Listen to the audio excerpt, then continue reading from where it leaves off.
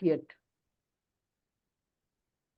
Very good afternoon, everyone. Welcome to day 12 NCF session.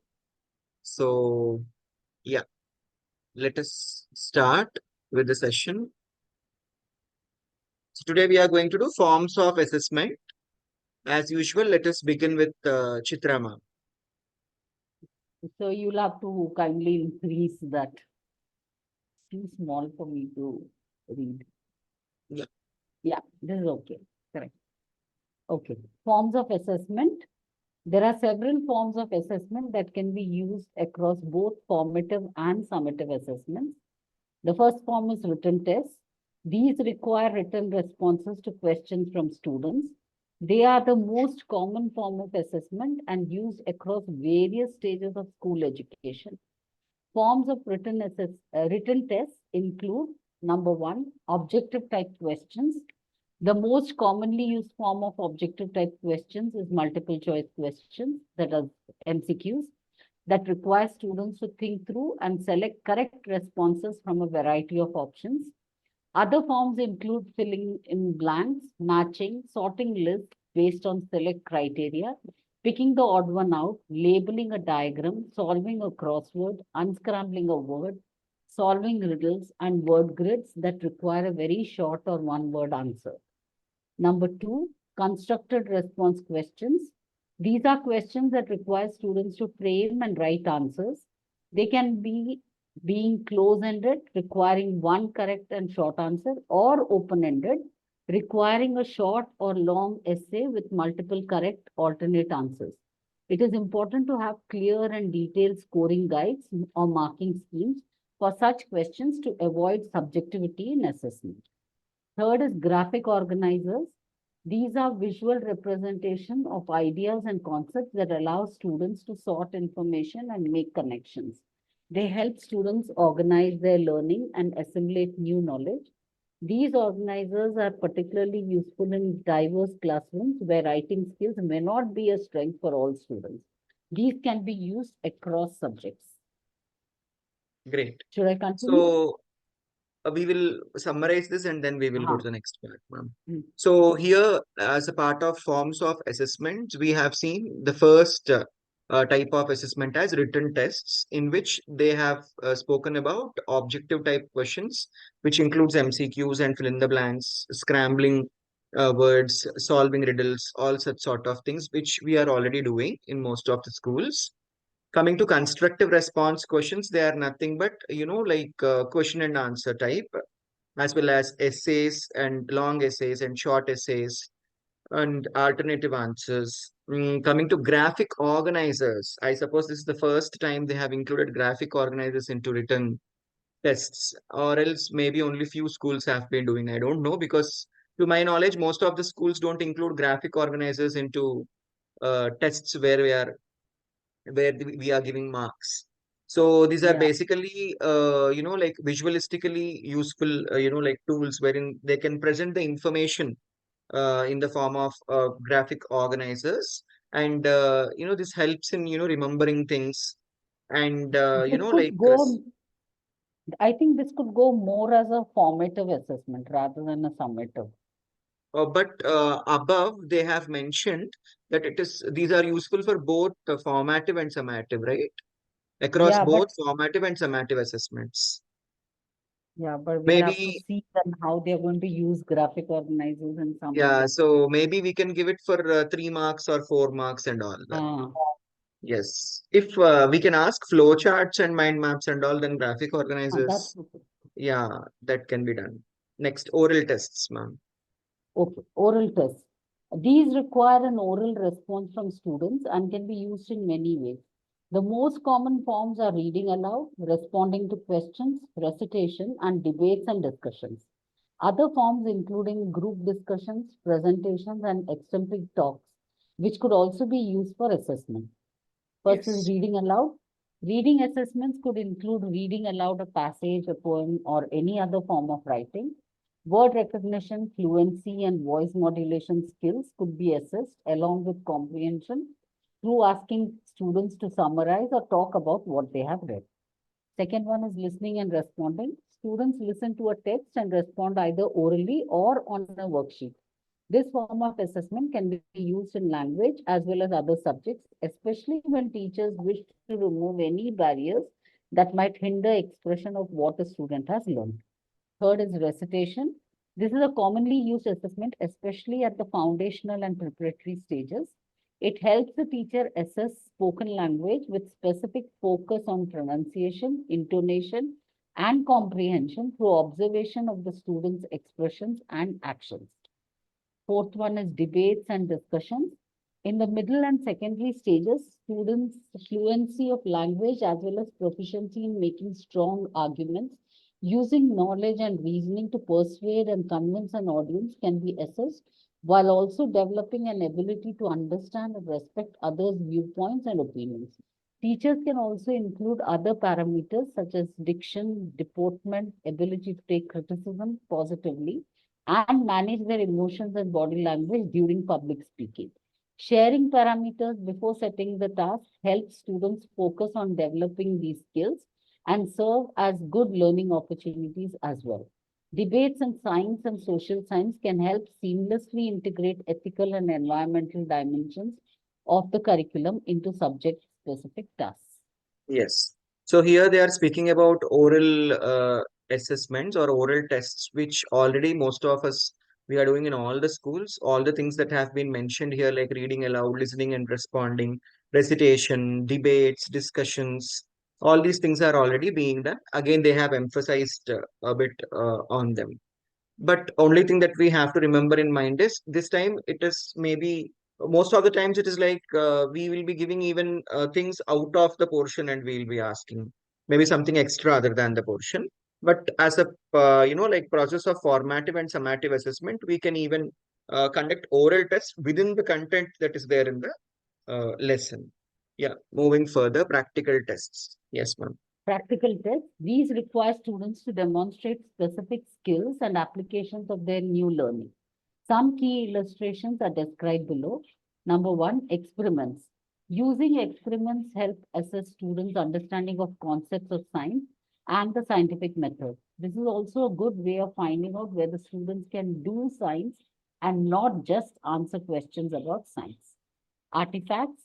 An artifact refers to an object created by students. Artifacts provide a rich source of information about a student's strengths and abilities. These could include art and craft products, costumes for theater, products in vocational education, and making models in particular subjects. Third is demonstration. In curricular areas such as art education, physical education and well-being, and vocational education, assessment is based on demonstration of a student's skills and abilities. Illustratively, dribbling in basketball, use of mudras in dance, hitting the right notes while singing, keeping rhythm during a song, using a chisel and mallet in woodwork, and mixing manure in the right proportion in gardening. Projects. Projects are longer, structured activities completed by individual students or groups of students that result in a product. For example, a model, a substantial report, or a collection of artifacts. While doing projects, students investigate, explore, and respond to complex questions, real-world challenges, and problems. Projects help assess collaboration, communication, perseverance, creativity, and problem solving, along with assessing subject specific knowledge and skills. Fifth, portfolios. A student portfolio is a purposeful collection of student work that tells a story about a student's efforts, progress, and achievement in one or more subjects over a period of time. It could be a collection of the student's day-to-day work or a selection of the student's best pieces of work. Portfolios may include writing samples, laboratory reports, journals, artwork, short surveys, and research papers, projects, photos, worksheets, tests, map work, teachers' qualitative comments on the student's work, peer feedback, and the student's own reflections on his or her learnings. It becomes a cumulative record of performance from which emerges a clear picture of what students know and can do and how they have progressed over the period. Portfolios are good sources of evidence of learning and can provide rich information to teachers about where students are and how they can be supported to improve. Yes. So here they have spoken about things like experiments, which already, like subject specifically, especially in science subjects and all, we will be doing. Artifacts are nothing but, like students' strengths and abilities. They can include art and craft projects, costumes for theater, the products which they have made in vocational education as a part of vocational education, making of models, all these things come under artifacts. These are also considered as a part of assessment. As a part of demonstration, it can be anything, any sort of demonstration, including singing and dancing. Projects are nothing but long-term projects and structured, activities which the teachers conduct in the classroom. Portfolio, already we all know, it is a continuous, like gathering of the work of the students since day one of the schooling of that particular class. And cumulatively, the marks are awarded for such sort of portfolios. It is all about portfolio. Next is open book tests. Open book text, a test. An open book test is one where the students have access to resources and references, example textbooks, class notes, library books, while answering questions.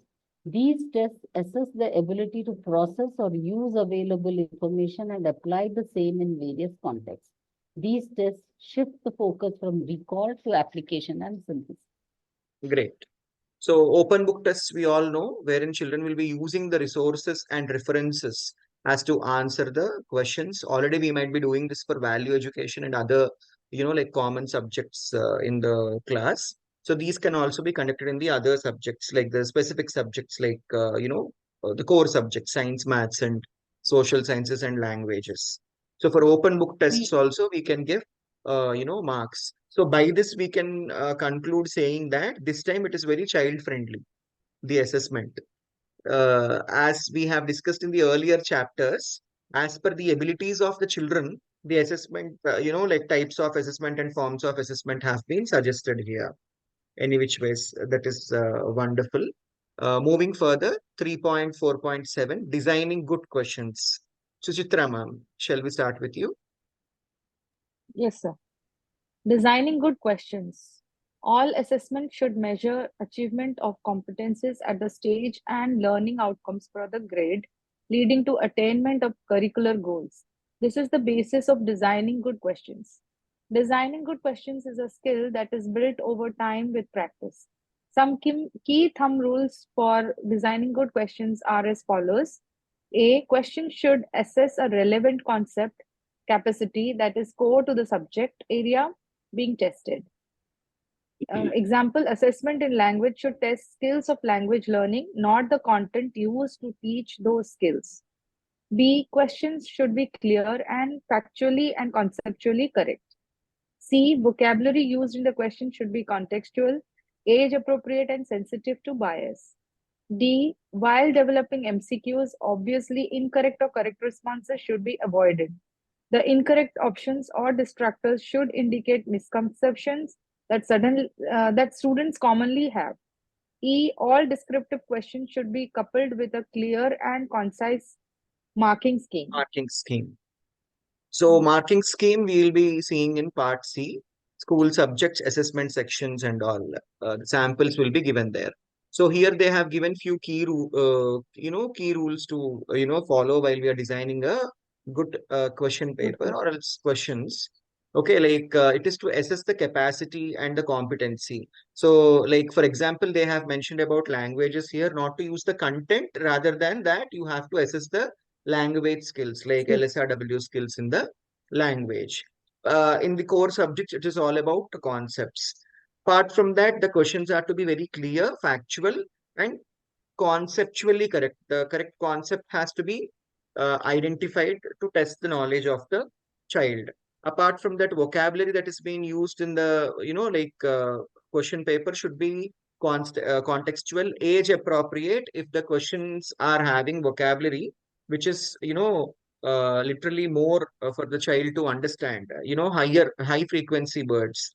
If we are using such sort of words, children might not understand, and it should be sensitive to bias. There shouldn't be any sensitive content, like discriminative content towards age, sex or gender or any sort of community and stuff.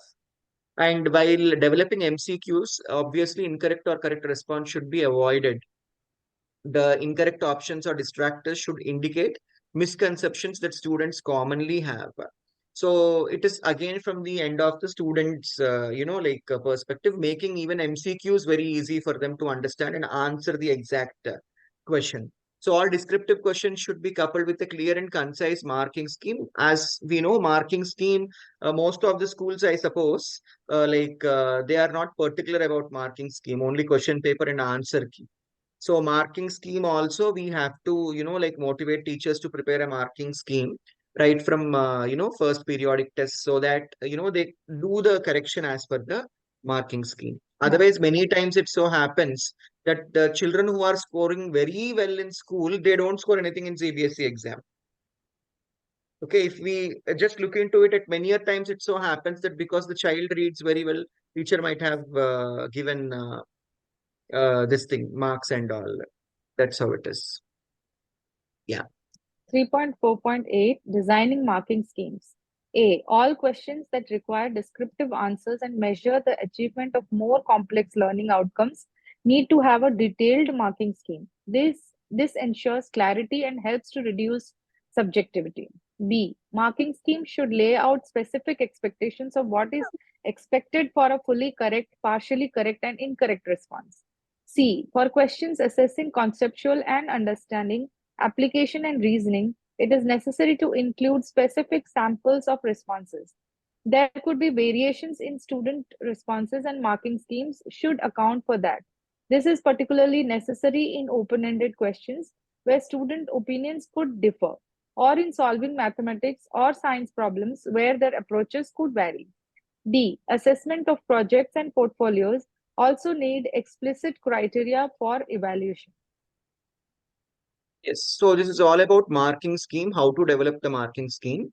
So marking scheme also should consider, learning outcomes that are to be achieved, apart from the expectations from the student, like what type of answers are expected from them, all such sort of things. And initially we used to have for application based these many marks, for, creative based these many marks.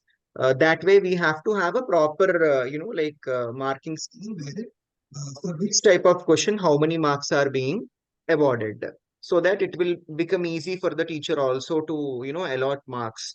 Now for application based and all, depending upon the question, at many a times answers can vary. So teachers also should consider that. Yeah, that also we are going to see in the next part C. Assessment across stages. Shall we go to Aarti, ma'am? Yes, sir. So, assessment across stages. We'll start with foundational stage. A. Assessment tools and processes should be designed such that they are a natural extension of the learning experience for the child. Assessment should not contribute to any additional burden for the child. Explicit tests and examinations are completely inappropriate assessment tools for this stage. Assessment should allow for diversity among children in their learning. Children learn differently and express their learning differently too. There might be many ways to assess the achievement of a learning outcome or competency. The teacher should have the ability to design different kinds of assessment for the same learning outcome and use each assessment appropriately. Assessment should enable recording and documentation. Children's progress should be described and analyzed through systematic collection of evidence. Assessment should not overly burden the teacher. The teacher should have the autonomy to judiciously choose the appropriate tool for assessment and the periodicity in which the assessment-related record keeping is maintained. While such autonomy is important, systematic record keeping of children's assessment should be seen as an important part of a teacher's professional responsibilities. At the foundational stage, two primary methods of assessment are appropriate: observation of the child and analyzing artifacts that the child has created as part of their learning experience. Great, ma'am. Can you summarize it? Yeah. So basically, it is all about assessment, how it has to be taken at the primary stage, foundational stage. At this level, it is a natural expression of the child. So we have to observe the child. First is observation. Second, there is diversity among children, like different learners are there. So different type of learners are there. So children learn differently. So we should have different levels of testing or different types of tests for different types of learners. Then proper recording and documentation has to be there. Whatever tests have been taken, proper evidences have to be collected. If you remember in 9th and 10th and all, we used to have the, Folios. documents. Yeah. So maybe it is a reference to that. And then teachers also have been taken into account that, they should be able to decide what type of tools should suit which type of learner. So they should be able to decide and they can conduct different tests for different people. But at the same time, they have to keep this in mind that method has to be an appropriate one. So one is observation of the child, and second, if child has created something like artifacts we had seen in the previous one, where it may be a kind of art and craft work or maybe anything that the child has maintained. So it has to be created and then it has to be kept and recorded as a part of the child's learning experience. Great. Preparatory stage. In the preparatory stage, with the start of a more formal learning across curricular areas, a robust system, a very strong system of formative assessment is required to track progress of individual students. Assessment should act as an instructional tool and help to provide a comprehensive account of student learning. Students from this stage onwards learn better when they are more aware of the competencies to be attained. Teachers should make them understand the desired competency to be achieved through a lesson or a unit of study.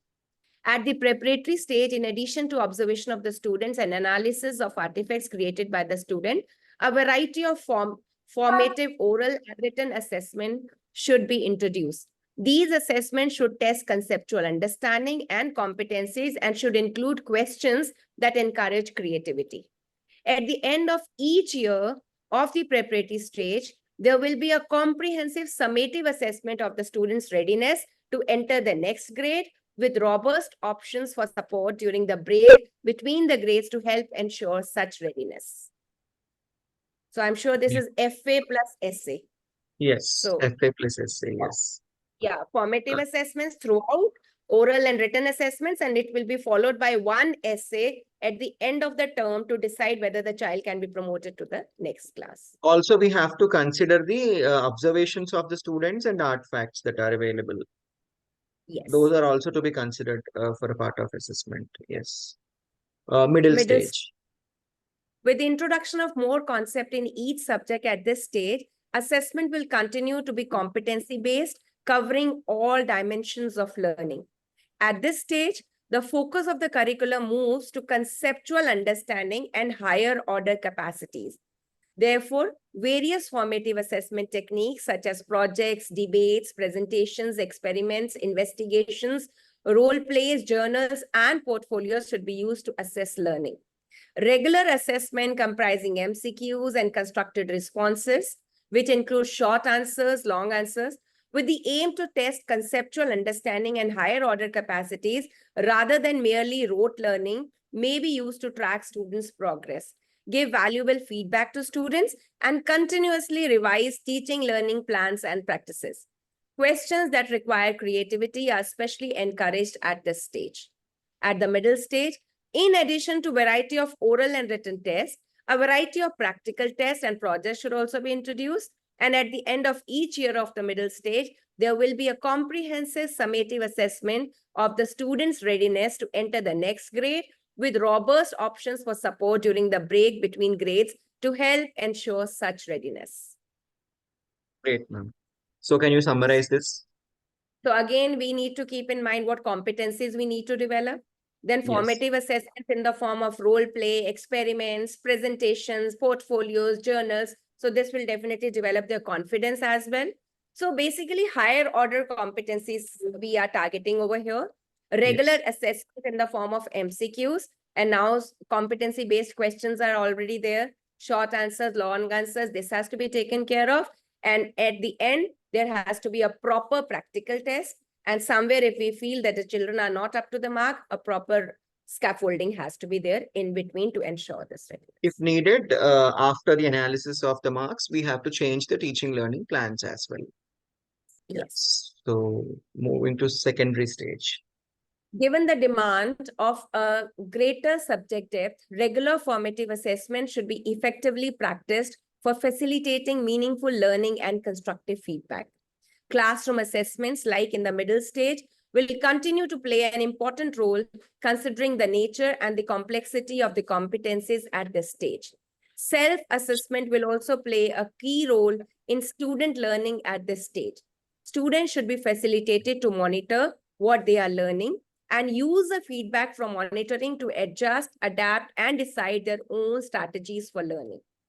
Assessments can be designed using case-based questions, simulations, and essay-type questions to enable the assessment of competencies in order to continually replan and revise the teaching learning process.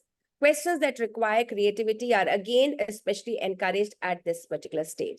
At the secondary stage, a variety of written tests, practical tests, projects, and open books tests should be used. At the end of each year or term of the secondary stage, there will be comprehensive summative assessment of each subject, which in relevant cases would be the board examination. Board examinations, finally. Yeah. So more important is over here is learning, meaningful learning, then constructive feedback. Then, there are so many competencies which are quite complicated at the same time. Then self-assessment has to be there. We have to see that students should be facilitated in order they too monitor what they have been learning, and we have to keep on giving them feedback at each particular stage. And again, those assessments here a bit changes there. It is case-based questions. There are simulations, essay-type questions, so that, those competencies can be tested. And again, board examination will be there. Great, ma'am. Now let us move on to is there anyone who is interested in reading? Bindu ma'am or Rupsana ma'am or Akshika ma'am? Would you people like to read? Saima can be there. Saima, she is there. I suppose in between she left. Yes, Saima ma'am, you can start reading this holistic progress cards. Yes, sir. Holistic progress cards. Progress cards are a formal means of communication between the school and home, informing parents and families of the students' progress and providing an opportunity for self-evaluation to students, thereby motivating them to do better. A holistic progress card is an individualized and comprehensive reporting of the students' progress in all domains, areas of learning on the basis of competencies and learning outcomes to be achieved. Point C. This brings out each student's progress and interest and enables the development of a unique plan to support each student. Point number D. Unlike a single score or letter grade, an HPC provides disaggregate reporting, which does not represent performance in an entire subject area. It is based on the evidence of the student's work beyond performances on tests. For example, assessment of writing samples, project, portfolios, artwork, participation in games. Point number E.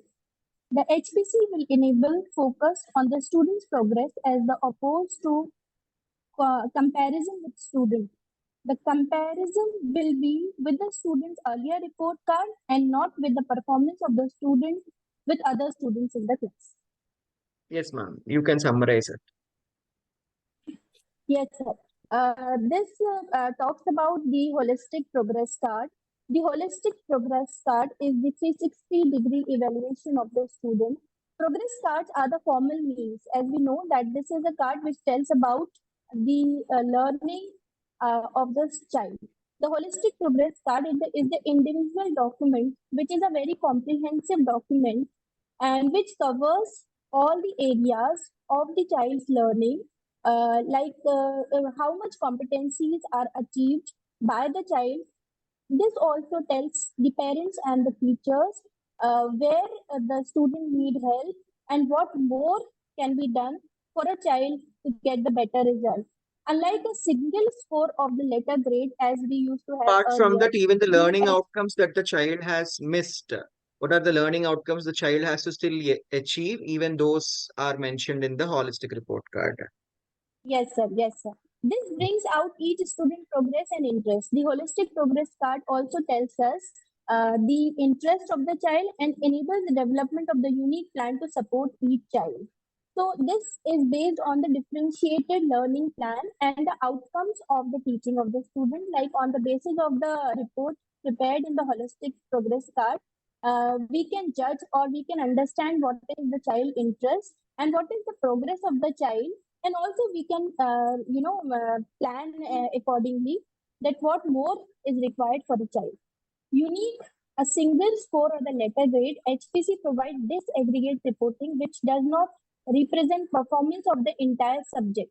It is based on the evidence of the student work. Yes, it also covers the work done by the student on day-to-day basis beyond performances in the test. Like earlier, we used to write the marks of the student based on one single test. Now this will judge the entire progress of the child on the basis of his or her day-to-day performance, including the work done by the child in the assessment of writing samples, his answer sheets, his notebooks, and any art work that the child has done, how he has maintained the portfolios, and how he has participated in games. That means this will cover the holistic progress of the child. The HPC will enable focus on the student progress as opposed to comparison with others. Yes, this also will tell about that how the student has improved in comparison to his previous performance and how he has performed now. That means the child will compete by himself or herself. The child doesn't have to compete with other students. He has to see whether he is progressing. That is more. Okay, great. Progression across grades. Let's go to Chitra, ma'am.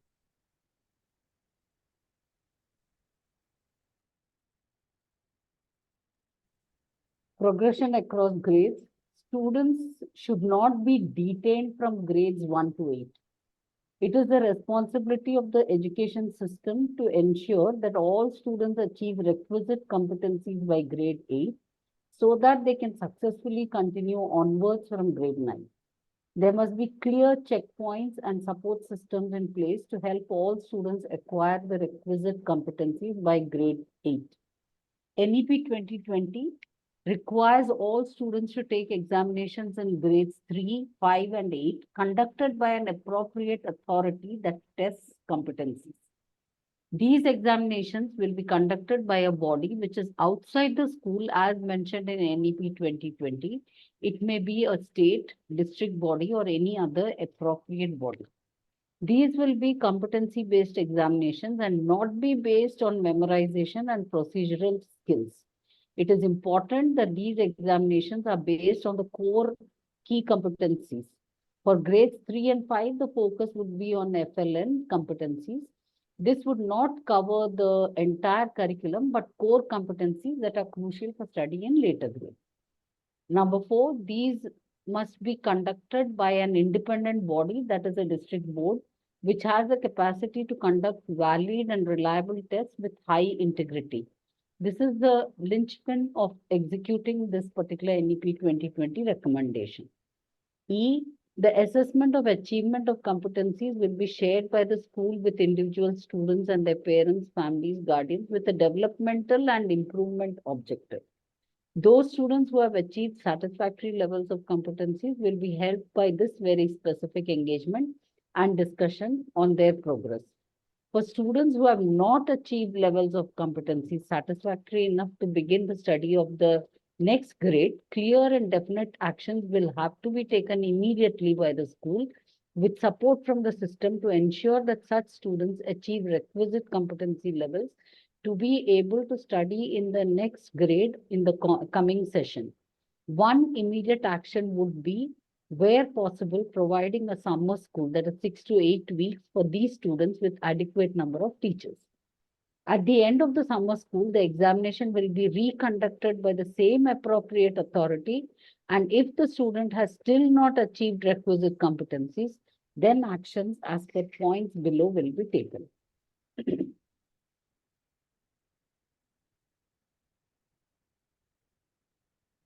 Grade 3 students will move to grade 4 and grade 4 students to grade 5. However, the school must ensure that the students acquire the requisite competencies in the first 2 months of the new session.